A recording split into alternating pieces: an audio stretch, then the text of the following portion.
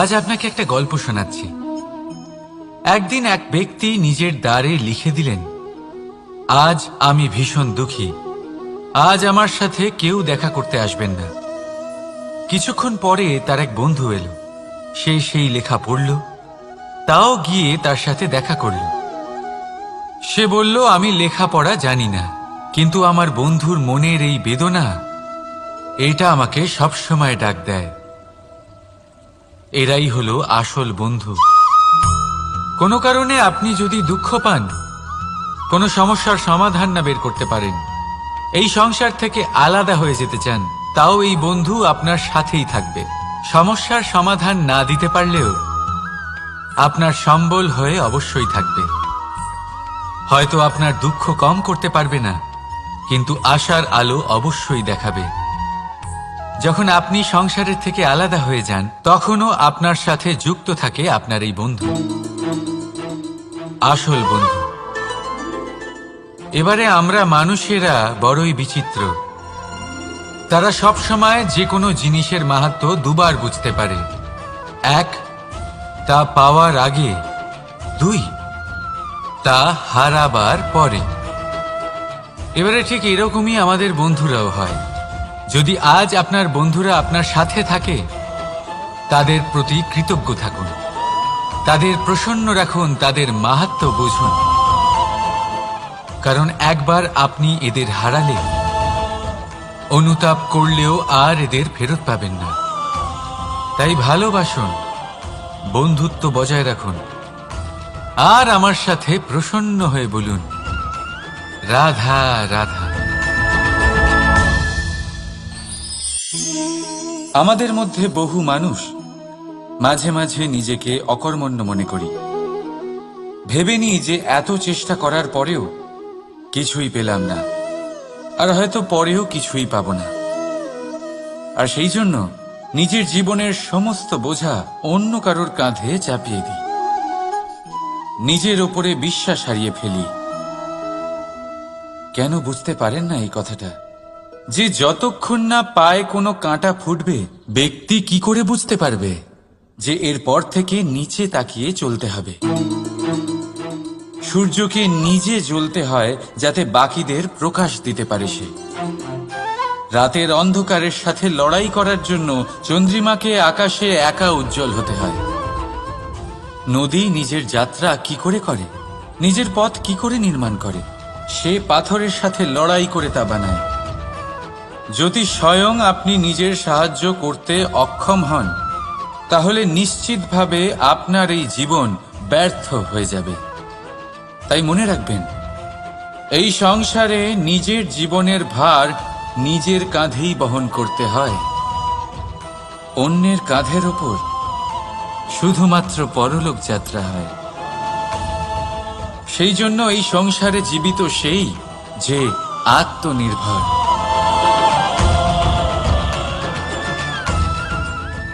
রাধা রাধা। সময়, কথায় বলে সময়ের পূর্বে কিছুই হয় না। প্রতিটা ঘটনার একটা সময় থাকে। সময়ের আগে না সূর্যোদয় হয় আর না সূর্যাস্ত হয়। সময়ের পূর্বে গাছে না ফুল ফোটে না ফল ধরে। কিন্তু একটা কথা ভেবে দেখুন, যদি বর্ষা আসার আগে কৃষক ভূমিকে না প্রস্তুত করে, বীজ রোপণ না করে, তাহলে কি ফসল ফলবে? যদি কোনো যোদ্ধা যুদ্ধের পূর্বে নিজের অস্ত্রের ধার না দেয়, তাহলে সে যুদ্ধ কি করে লড়বে?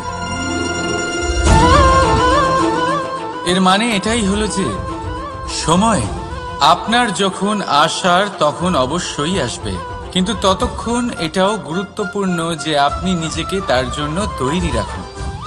কারণ এই সুযোগ, এই কথাটা শুনতে যত ছোট, এটা আসেও ততটা কম সময়ের জন্য, তারপর চলেও যায়। এবার যদি সুযোগ আপনার হাতে আসে আর আপনি তার জন্য তৈরি না থাকেন, তাহলে আপনি সাফল্য কি করে পাবেন? তাই আপনি সঠিক সময়ের জন্য অপেক্ষা করুন, সেই সুযোগের জন্য অপেক্ষা করুন, কিন্তু ততক্ষণ নিজের চেষ্টার দ্বারা নিজেকে আরো সক্ষম করে তুলুন। কারণ সাফল্য আপনার জন্য অপেক্ষা করছে, শুধু আপনি তার জন্য তৈরি থাকুন। রাধা রাধা। কথা মানুষের পাওয়া সবচেয়ে অদ্ভুত উপহার। এই কথাই মানুষকে এই সংসারের সমস্ত প্রাণীর থেকে ভিন্ন করে তোলে, সংসারের সবচেয়ে উপরে নিয়ে যায়। এই কথার কারণেই আমরা একে অপরের সাথে ভাব আদান প্রদান করি। আমি আমার মনের ভাবনা অন্য কাউকে ব্যক্ত করতে পারি, অন্য কেউ তাদের ভাবনা আমাকে ব্যক্ত করতে পারে। এই কথাই আমাদের সবচেয়ে বড় ঢাল।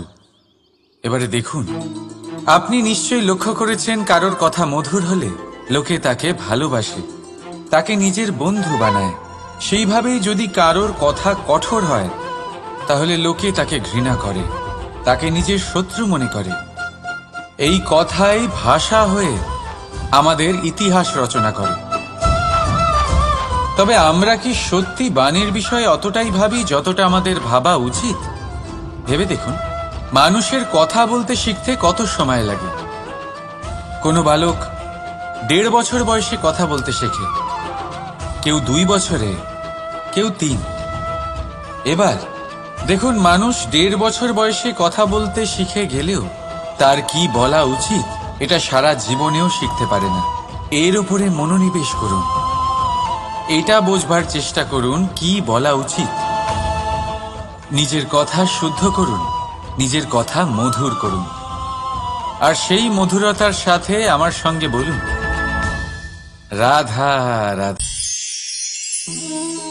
এই লক্ষ্য আসলে কি? এই লক্ষ্য তাই যা আমরা পেতে চাই। এই সংসারে সুখী কে হয়? সুখী সেই যে তার লক্ষ্য পেয়ে গেছে। দুঃখী কে হয়? দুঃখী সেই যে তার লক্ষ্য এখনো পায়নি। এবারে প্রশ্ন এখন এটাই যে লক্ষ্য সবাই পেতে চায়, লক্ষ্য পাওয়ার জন্য সবাই প্রাণপণ চেষ্টাও করে, তাহলে সবাই তাদের লক্ষ্যে পৌঁছতে পারে না কেন? ঠিক আছে, কোথাও না কোথাও কিছু না কিছু কমতি থেকেই যায়, যাই বাধা থাক। আজকে আমি আপনাকে একটা উপায় বলবো এই লক্ষ্য পাওয়ার জন্য। একটা কাগজ নিন, তাতে একটা চিহ্ন বানান, সেটাই হবে আপনার লক্ষ্য। এবারে সেই লক্ষ্যে পৌঁছানোর একটা পথ বানান।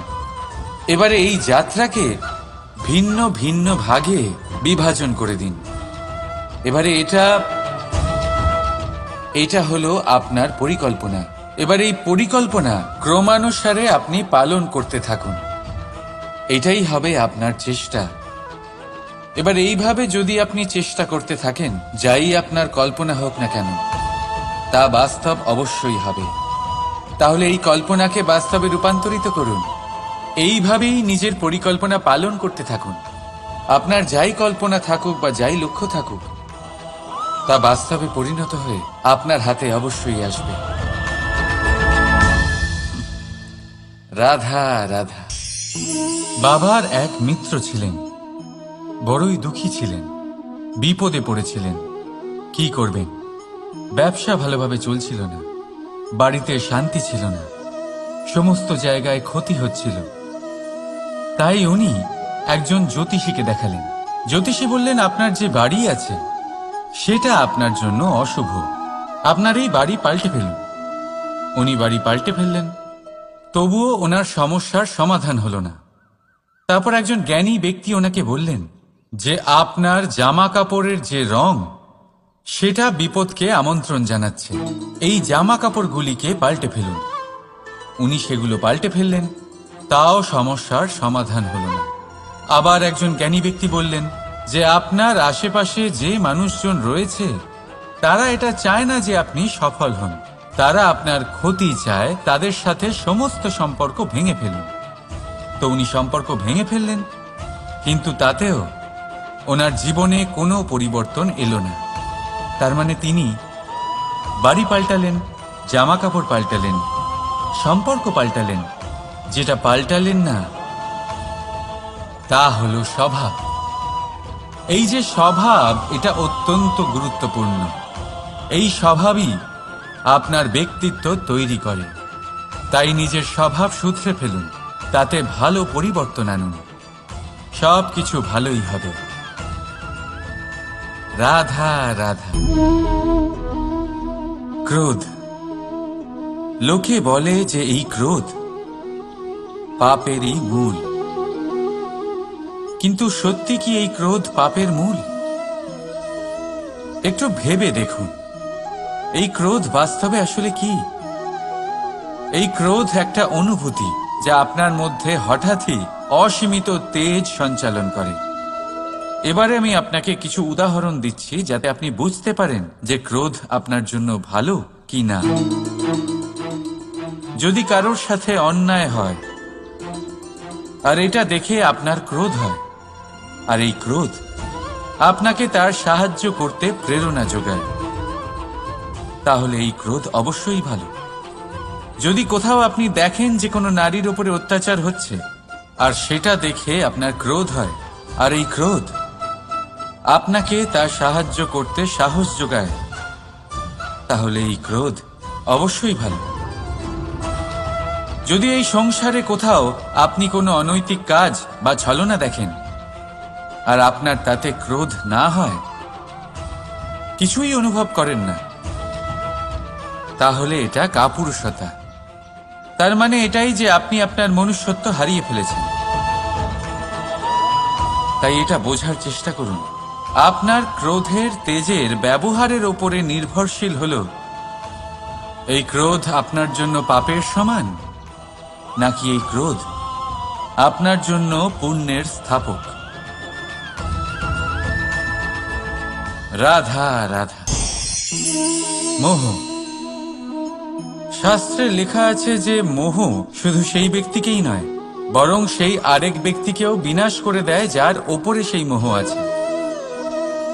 এবারে লোকে কি করেন, এই শাস্ত্রে লেখা কথাগুলি শুধু শাব্দিক অর্থে নেন। এই মোহ, দেখুন, এটা শুভও হতে পারে, শুধু এর রূপ ভিন্ন ভিন্ন হয়। এটা ভালো করে বুঝতে হবে। এবারে মোহ যদি কোনো বস্তুর উপরে থাকে তাহলে তা লালসা হয়ে যায়। মোহ কোনো বিশেষ ব্যক্তির উপরে হয়ে গেলে তা প্রেম নয়, আকর্ষণ হয়ে যায়। মোহ কোনো চাহিদার উপরে হয়ে গেলে তা বাসনা হয়ে যায়। মোহ বিজয়ের উপরে হয়ে গেলে তা কুণ্ঠা হয়ে যায়। মোহ নিজের সংস্কৃতির উপরে হলে আপনাকে সংস্কৃতির রক্ষক বানায়। যদি এই মোহ নিজের গুণের উপরে হয়, তাহলে সেই শিল্প দ্বারা আপনি এই সংসারে অদ্ভুত সব কাজ করতে পারবেন। এবারে এটা আপনার উপরে নির্ভরশীল যে এই মোহকে আপনি সৃজনের আধার বানাতে চাইবেন নাকি বিনাশের অস্ত্র বানাতে চাইবেন। ভেবে দেখুন, সিদ্ধান্ত আপনার। রাধা রাধা। অভিমান, আত্মসম্মান, অহংকার, দেখতে গেলে এই তিনটি শব্দ ভিন্ন ভিন্ন, কিন্তু এর মূল আধার একই, আত্মসম্মান। এবার যদি কথা বলি আপনার শরীরের, আপনার সংস্কৃতির, আপনার সম্পর্কের, তাহলে অভিমান থাকা স্বাভাবিক। এবার যদি কথা বলি আপনার ব্যক্তিত্ব নিয়ে, আপনার আদর্শ নিয়ে, আপনার বিচারধারা নিয়ে, তাহলে আত্মসম্মান হলো একটা গুণ। যদি এইভাবে বলা হয় যে আমি এই কার্য কারোর সাহায্য ছাড়া, সহযোগিতা ছাড়াও করতে পারি, তাহলে এটা আত্মসম্মান, আর এটা সঠিক। যদি এভাবে বলা হয় যে আমি এই কার্য কারোর সাহায্য ছাড়াই বা কারোর সহযোগিতা ছাড়াই করে ফেলেছি, তাহলে এটা অভিমান, এটাও সঠিক। কিন্তু এই কার্য শুধুমাত্র আমিই করতে পারি আর কেউ নয়, এটা অহংকার। তাহলে এই শব্দ এবং তার অর্থ বোঝার চেষ্টা করুন। জীবন ধারণের এক নতুন পথ খুঁজে পাবেন। রাধা রাধা। সংসারে প্রত্যেক ব্যক্তি কোনো না কোনো রূপে ঈশ্বরকে মানে। কেউ মূর্তি রূপে, তো কেউ তত্ত্ব রূপে, কেউ ভাবনা রূপে, আবার কেউ স্বভাব রূপে। কেউ নিজের মধ্যে পরমাত্মা খোঁজে, আবার কেউ অন্যের মধ্যে। কারোর কাছে জ্ঞানই পরমাত্মা।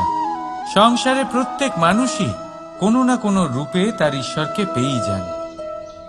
কিন্তু একটা কথা বলবো, ঈশ্বর প্রথমেই নিজের একটা স্বরূপ পৃথিবীতে আপনার কাছে পাঠিয়ে দিয়েছেন। সেই স্বরূপ হলো আপনার মাতা, আপনার মা। সেই মা যিনি আপনাকে জন্ম দিয়েছেন, আপনাকে বাঁচতে শিখিয়েছেন, আপনাকে সংস্কার দিয়েছেন। যদি আপনি কখনো কোনো অনুচিত পথে অগ্রসর হয়েছেন, তখন তিরস্কার করে আপনাকে সঠিক পথে এনেছেন। যদি আপনি এই সংসারে অসফল হয়েছেন, তখন তার আঁচলের উষ্ণতা দিয়ে আপনাকে আশ্বাস জুগিয়েছেন। সেই সমস্ত কাজ করেন এই মা, যা ঈশ্বরও করেন। সেই জন্য মনে রাখবেন যে এই সংসারে আপনার সবচেয়ে প্রথম ঈশ্বর যদি কেউ থাকে, তাহলে তা আপনার মা। প্রত্যেক প্রতিমাতে ঈশ্বর নাই থাকতে পারে, কিন্তু প্রত্যেক মায়ের মধ্যে ঈশ্বর অবশ্যই থাকে। রাধা রাধা। আপনি নিশ্চয়ই দেখে থাকবেন যে প্রদীপের নিচে অন্ধকার থাকে। যে প্রদীপ সংসারকে আলোকিত করে, সেই প্রদীপের নিচেই অন্ধকার। এবারে অনেক মানুষ আছে যারা এই বিষয়টা এইভাবে দেখে যে ব্যক্তি নিজের সমস্যার সমাধান করতে পারে না, আর গোটা সংসারকে উপদেশ দেয়। কিন্তু এইটা দেখার আরো একটা দৃষ্টিভঙ্গি আছে, আর সেটা হচ্ছে যে স্বয়ং জ্বলে সংসারকে আলোকিত শুধু সেই করতে পারে যা রাধার বড়ই শীতল হয়। এই সংসারের পথপ্রদর্শক সেই হতে পারে, এই সংসারকে দিশা সেই দেখাতে পারে যার মধ্যে সন্তোষ আর ধৈর্য শক্তি আছে।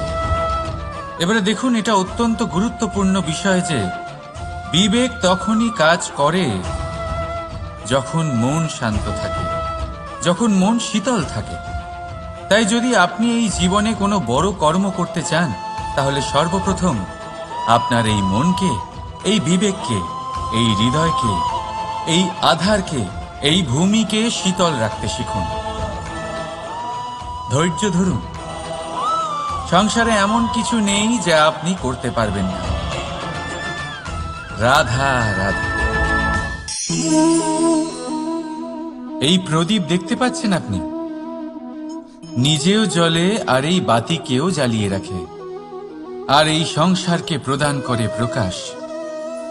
অন্ধকারাচ্ছন্ন ব্যক্তিকে প্রদান করে আশার আলো। কিন্তু এটা কখনো ভাবে না যে সেই মাটি কেমন হবে যা দিয়ে এটা তৈরি করা হয়েছে, সেই কুমোর কেমন হবে যে একে আকার দিয়েছে। ভাবে না যে একে কিনেছে তার বাড়ি কেমন হবে, তা কতটা সুসজ্জিত।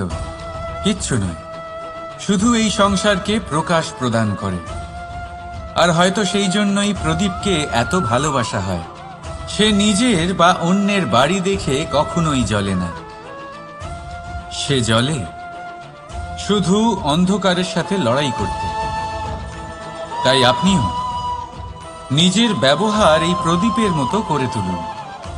নিজের পরিচয় সরিয়ে নিঃস্বার্থভাবে কর্ম করে যান, আর নিজের জন্য এক নতুন, এক বিশাল, এক অদ্ভুত পরিচয় তৈরি করুন।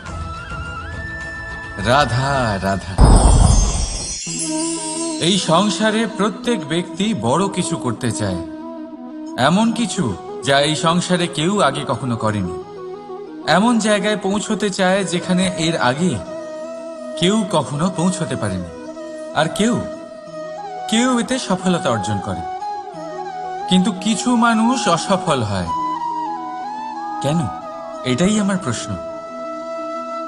না তো তাদের ইচ্ছেতে কোনো কমতি থাকে, না কমতি থাকে তাদের চেষ্টায়। তাহলে কেন এরা পিছিয়ে পড়ে? এর উত্তর বড়ই সরল। এই সংসার। আপনাদের বলি কিভাবে। আপনারা সকলে সংসারে মহান কাজ করতে চান, সেই মান, সেই সম্মান পেতে চান যা এর আগে কেউ কখনো পায়নি। কিন্তু আপনার সমস্যা এটাও যে এই কাজে সংসার আপনার সাথে থাকছে না। বড়ই অদ্ভুত ব্যাপার। দেখুন, ভুলে যান গোটা সংসারকে, জীবনে একা একা এগিয়ে চলুন। গঙ্গোত্রী থেকে যখন একটি জলের ফোঁটা বেরোয়, তখন সেটা শুধু এক বিন্দু জল। তারপরে যখন সে তার যাত্রা শুরু করে অন্য জলের ফোঁটার সাথে মিশে, তখন সে স্রোতে পরিণত হয়, গঙ্গাতে পরিণত হয়। যদি আপনি জীবনে এগোতে চান, তাহলে একলা এগোতে শিখুন, নির্ভীক হয়ে, সাহসের সাথে, ধনাত্মক চিন্তা নিয়ে জীবনে এগিয়ে চলুন, একা এগিয়ে চলুন। আর দেখবেন সেই মান, সেই সম্মান আপনার জন্যই অপেক্ষা করে আছে। রাধা রাধা। কর্ম। মানুষ সর্বদা কর্ম করতে থাকে, আর এই কর্মের জন্যই সে মান, সম্মান, ধন, প্রতিষ্ঠা লাভ করে। এবার মানুষ সবসময় চেষ্টা করে যাতে সে ভালো কর্ম করে যায়।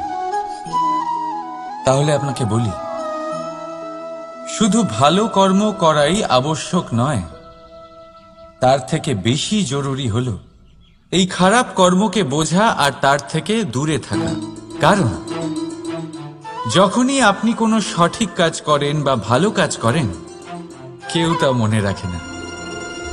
কিন্তু এই সংসারে বিষয়টা হলো এরকম, আপনি একটা খারাপ কর্ম করুন আর সেটা সবার মনে থাকে। এই খারাপ কর্ম কাজলের এক কৌটোর মতো হয়। আপনি যতই চেষ্টা করুন বাঁচিয়ে ব্যবহার করার, কিন্তু এই কালিমা কোথাও না কোথাও অবশ্যই লেগে থাকে। সেই জন্য জীবনে ভালো কর্ম অবশ্যই করুন, কিন্তু তার থেকেও বেশি জরুরি হলো এই খারাপ কর্মের থেকে দূরত্ব বজায় রাখা। আর এটা অবশ্যই করবেন। রাধা রাধা। সংসারে সমস্ত জায়গায় এই ব্যবসা চলতে থাকে। কিছু পাওয়ার জন্য কিছু দিতে হয়, লাভের জন্য কিছু বিনিয়োগ করতে হয়। যদি কারোর অনুভূতি জানতে হয়, তাহলে নিজের অনুভূতিকে ব্যয় করতেই হবে। এবার দেখুন না, কারোর আসল চেহারা যদি জানতে হয়, তাকে স্বাধীনতা দিয়ে দেখুন। যদি কারোর মনের শুদ্ধতা জানতে হয়, তাহলে তাকে ঋণ দিন। যদি কারোর গুণ জানতে হয়, তাহলে তার সাথে একসঙ্গে বসে ভোজন করুন। যদি কারোর ধৈর্যের পরীক্ষা নিতে হয়, তাহলে তাকে তার প্রিয় কাজ করতে বারণ করে দেখুন। যদি কারোর ভালো দিক জানতে হয়, তাহলে তার থেকে পরামর্শ নিয়ে দেখুন। এক অনুভূতির বদলে অন্য এক অনুভূতি বিনিময় করতে হয়। কিন্তু এই সংসারে একটাই এমন অনুভূতি আছে, যেটা দেখার জন্য, যেটা পাওয়ার জন্য আপনাকেও ঠিক সেই অনুভূতিটাই দিতে হবে। আর সেটা হলো প্রেম।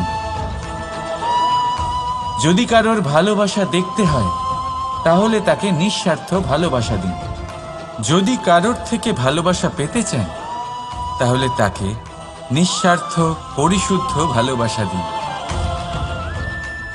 রাধা রাধা। কথায় আছে, সময়ের পূর্বে আর ভাগ্যের বেশি কেউ কিছুই পায় না। এবার এর মানে কি এটাই যে আপনি শুধুমাত্র সময়ের অপেক্ষা করবেন, সবকিছু নিজের ভাগ্যের ওপর আর কপালের ওপরে ছেড়ে দেবেন, নিজে কিছুই করবেন না? যদি আপনি এরকম করেন, তাহলে আপনি একটা বস্তু অবশ্যই পাবেন: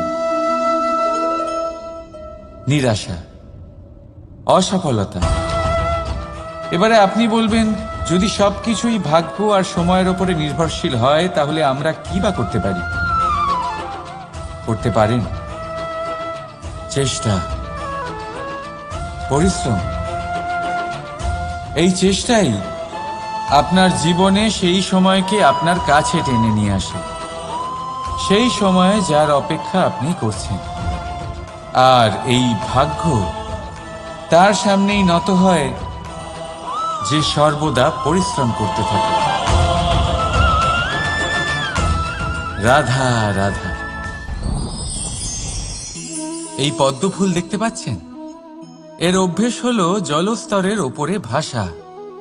সেই জন্য জলাশয়ের জলস্তর যখন বৃদ্ধি পায়, এই যে ফুলের কাণ্ড দেখছেন সেটাও বাড়তে থাকে, যাতে এই ফুল জলস্তরের ওপরে থাকে। কিন্তু যখন সেই জলাশয়ের জলস্তর নামতে থাকে, সেই কাণ্ড নিজেকে ছোট করতে পারে না, আর এই ফুল নিজের ভারে নিজেই ভেঙে পড়ে। এবার এটা আমাদের সাথেও হয়। সময়ের সাথে আমরা জীবনে যত সাফল্য পাই, আমাদের জীবনের স্তর বাড়তে থাকে। আর যখন আমাদের সংস্থান কমতে থাকে, আমরা সেই জীবন স্তর ছাড়তে পারি না, আর শেষ পর্যন্ত সেই জীবন স্তরের কারণেই ভারাক্রান্ত হয়ে শেষ হয়ে যায়। সেই জন্য যদি কিছু রাখতে হয়, তাহলে তা হলো দৃষ্টিভঙ্গি। সাধারণভাবে জীবন যাপন করতে শিখুন।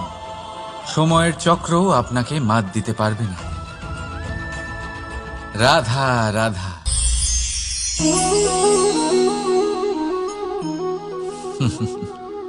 সময়, এই সময় না কোনো ব্যক্তি, না জীব, না বস্তু, তাও সময় জীবিত থাকে। এই সময়ে না জল, না অগ্নি, আর না বায়ু, কিন্তু তাও আমাদের জীবনের আধার। এই সময় দেখতে গেলে মানুষ এই সময়ের হাতের খেলনা। কখনো আমাদের সময় ভালো হয়, আবার কখনো খারাপ। কেউ সময় আসার প্রতীক্ষা করে, আবার কেউ সময় যাওয়ার প্রতীক্ষা করে, কিন্তু এই সময় কারোর হাতে ধরা দেয় না। এই সময় যা কেউ দেখতে পায় না, এটা সবাইকে সবকিছু দেখিয়ে যায়। দেখিয়ে যায় যে আপন কে আর পর কে, আমাদের শুভাকাঙ্ক্ষীকে আর ক্ষতি কে চায়, আমাদের মিত্রকে আর আমাদের শত্রুকে। এই সময় আপনাকে দেখায় যে আপনি কতটা শক্তিশালী, সেই সময় আপনাকে দেখিয়ে যাবে আপনি কতটা দুর্বল। এই সময় সব কিছু দেখিয়ে যায়। তাই এই সময় যা এতটা শক্তিশালী, তা আমরা নষ্ট কেন করি? ভেবে দেখুন। এবারে উঠুন আর এই সময়ের সম্পূর্ণ ব্যবহার করুন।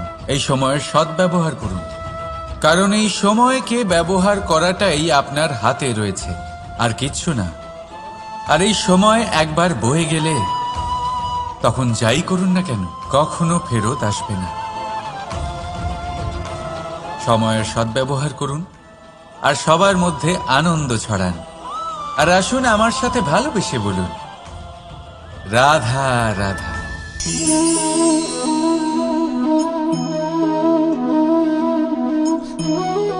এই জল দেখতে পাচ্ছেন আপনি? এটা ঘোলা জল, এতে ময়লা মিশে আছে। কিন্তু যদি আপনি এটা কিছুক্ষণ এমনি ফেলে রাখেন, তাহলে দেখবেন এই ময়লা আপনা থেকেই নিচে থিতিয়ে পড়বে। কিন্তু এই পাত্রটা নাড়াতে থাকলে এমনটা হবে না। শান্ত ছেড়ে দেবেন, তবেই এই ময়লা নিজেই নিচে চলে যাবে। ঠিক সেইভাবেই যখন আমাদের জীবনে কোনো সমস্যা আসে, কোনো অশান্তির সৃষ্টি হয়, তখন উত্তেজিত হয়ে পড়লে, নিজের সংযম হারিয়ে ফেললে আমরা এর সমাধান পাব না। শান্ত থাকলে তখনই সমস্যার সমাধান পাব। তাই মনে রাখবেন, ধৈর্য আর সংযম দ্বারা শান্ত মনে বিচার করলে যত বড়ই সমস্যা হোক না কেন, তার সমাধান আপনি অবশ্যই পাবেন।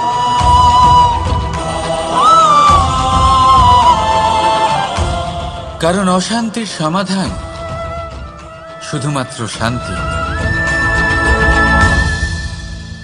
রাধা রাধা। প্রজাপতি আকাশে উড়ে বেড়ায়, সে সুন্দর ফুলের রস আস্বাদন করে, উন্মুক্ত উড়ে বেড়ায়, কিন্তু তারও বিপদ কম কিছু নেই। যেমন হলো পতঙ্গ, জন্তু এই প্রজাপতিকে নিজের আহার করে নেয়। তাকে এদের থেকে সাবধানে থাকতে হয়। সত্য হলো এটাই যে এই প্রজাপতি ততদিনই সুরক্ষিত থাকে যতদিন এদের পাখনা বৃদ্ধি পায় না। যখন এরা এদের খোলসের মধ্যে থাকে, যখন না কারো দৃষ্টি এদের ওপর পড়ে আর না কোনো শত্রু এদের আঘাত করতে পারে, কিন্তু তখন তারা বন্ধ থাকে, অবিচল নিশ্চল থাকে।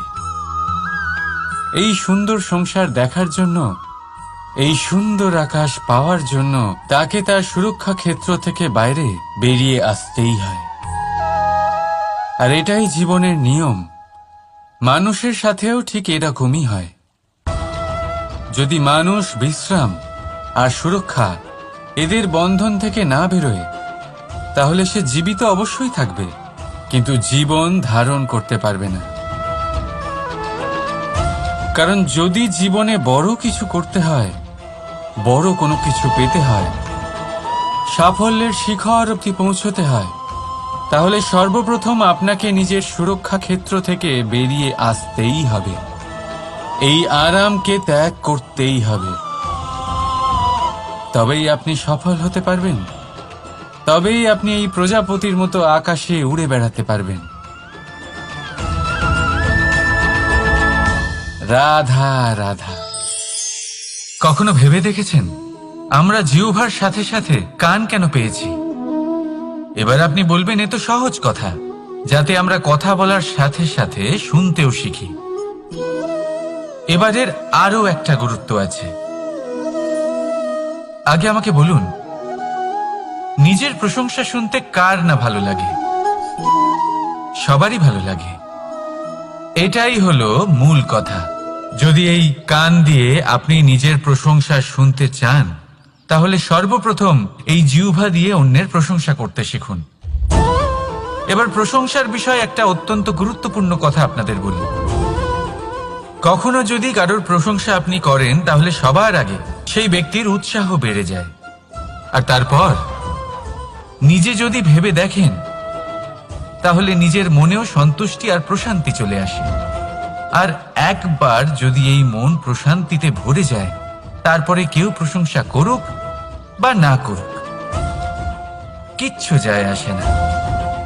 সেই জন্য সবসময় অন্যের সম্মান করবেন, স্নেহ করবেন, প্রশংসা করবেন, সুখ ভাগ করে নেবেন। যার মধ্যে যেটা ভালো আছে তা বলুন, তাকে মনে করান তিনিও ভালো, তার উৎসাহ বাড়িয়ে তুলুন। তিনি জীবনে সামনে এগোবেন, আর এই ব্রহ্মাণ্ড আপনাকে কখনো পিছিয়ে থাকতে দেবে না। রাধা রাধা। সত্য এবং অসত্য দুটোর মধ্যে পার্থক্য কি আছে? পার্থক্য হলো অ অক্ষরটার। এবার অ দিয়ে হতে পারে আরম্ভ, অ দিয়ে হতে পারে অন্ত। সত্য হলো সেটা যেখানে সমস্ত পথের আরম্ভ হয়, অসত্য সেটা যেখানে সমস্ত পথের শেষ হয়। এবার এরা চলতে হয়তো পারে না, কিন্তু তাও ছাপ রেখেই যায়। সত্য সেই ছাপ রেখে যায় যা একটা উজ্জ্বল উৎকৃষ্ট উদাহরণ হতে পারে, আর অসত্য সেই উদাহরণ তৈরি করে যা একটা কলঙ্কিত ইতিহাস তৈরি করে। এখন আপনি আগামী সময়ের জন্য কেমন ছাপ রেখে যাবেন, এই সিদ্ধান্ত পুরোপুরি আপনার। রাধা রাধা। চলুন একটা প্রশ্ন করি। কোন মানুষকে জিজ্ঞাসা করবেন যে সে মূর্খ, অলস, বিবেকহীন, অসফল এইসব বিশেষণ দিয়ে নিজেকে পরিচিত করতে চাইবে?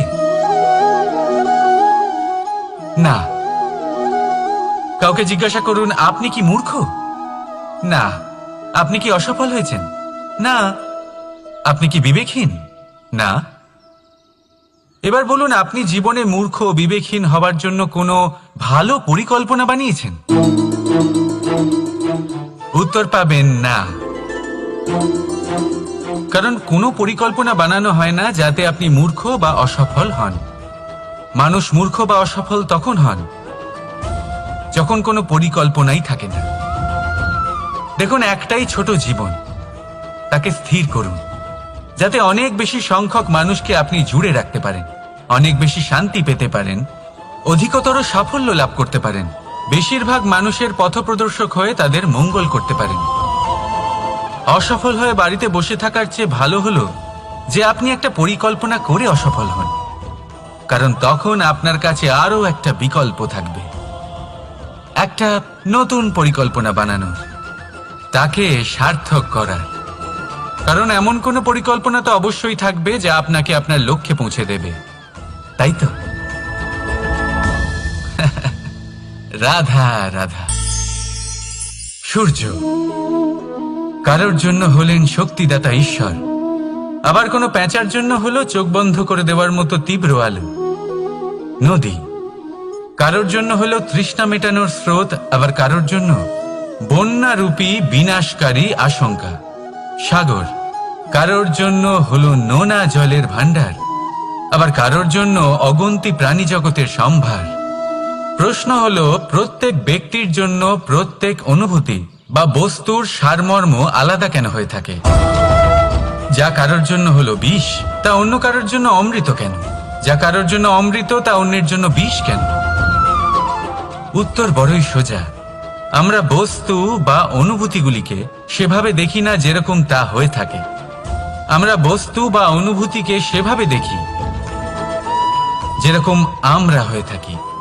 এবার এর উপায় কি হতে পারে? নিজেকে পরিশুদ্ধ করুন, সব কিছুই শুদ্ধ হবে। রাধা রাধা। প্রেম, ঘৃণা, এই দুই হলো একই শব্দ। কিভাবে? দেখুন না, দুটোতেই আড়াই অক্ষর রয়েছে। দুটোই হলো সেই অনুভূতি যা আমাদের মনের সাথে জড়িত, আর এই দুই অনুভূতির সাথেই জড়িত মানুষ আমাদের জন্য গুরুত্বপূর্ণ। পার্থক্য শুধু এটাই যে প্রেম পায় সম্মান আর ঘৃণাকে করা হয় অবজ্ঞা। এরকম কেন? কারণ প্রেম হলো সেই অনুভূতি যেখানে মানুষ সব কিছু দিয়ে দিতে চায়, সব কিছু লুটিয়ে দিতে চায়। সেখানে ঘৃণা হলো এমন অনুভূতি যেখানে মানুষ সবকিছু কেড়ে নিতে চায়, সবকিছু জিতে নিতে চায়। তাও প্রেমের অনুভূতি কখনো আপনাকে হারতে দেয় না, আর ঘৃণার অনুভূতি কখনো আপনাকে জিততে দেয় না। এবার কি করবেন আপনি? একটাই জীবন, ঘৃণার সাথে বাঁচবেন নাকি প্রেমের সাথে? আমি তো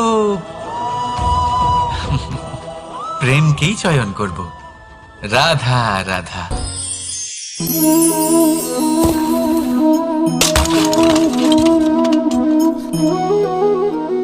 এ কি হলো? আমি আঘাত পেতেই এটা হাত থেকে পড়ে গেল কেন? ভেঙে গেল কেন? এবার আপনি বলবেন, এরকমই তো হয়ে থাকে এই জীবনে, এই সংসারে। আঘাত লাগার পরে আমাদের হাতে যা থাকে তা পড়ে যায়, যা তৈরি হয় তা ভেঙেও যায়। কিন্তু এটা কি সত্যি? আপনাকে একটা কথা বলে রাখি, আঘাত পেয়ে পড়ে যাবার পরে সংসারের যে কোনো বস্তুই হাত থেকে পড়ে যাক না কেন, সাফল্য অবশ্যই আসে। যতই খারাপভাবে আপনি পড়ে যান, আপনি আঘাত পান, ভবিষ্যৎ অবশ্যই ভালো হবে। কারণ এই আঘাত, অসফলতা, এই অসুবিধা, এগুলো আমাদের এমনভাবে পরিশুদ্ধ করে যেমন আগুন সোনাকে করে থাকে। সেই জন্য জীবনে শুধু সামনে এগোতে থাকুন, দৃঢ়তার সাথে এগোতে থাকুন, আর কখনো আঘাত পেয়ে পড়ে যেতে ভয় পাবেন না।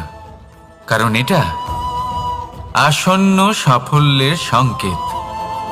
আর সাফল্য তখনই আসবে যখন আপনি পড়ে যাবেন, যখন আপনি আবার উঠে দাঁড়াবেন এবং আপনি আবার জীবনে সামনে এগোতে থাকবেন। রাধা রাধা।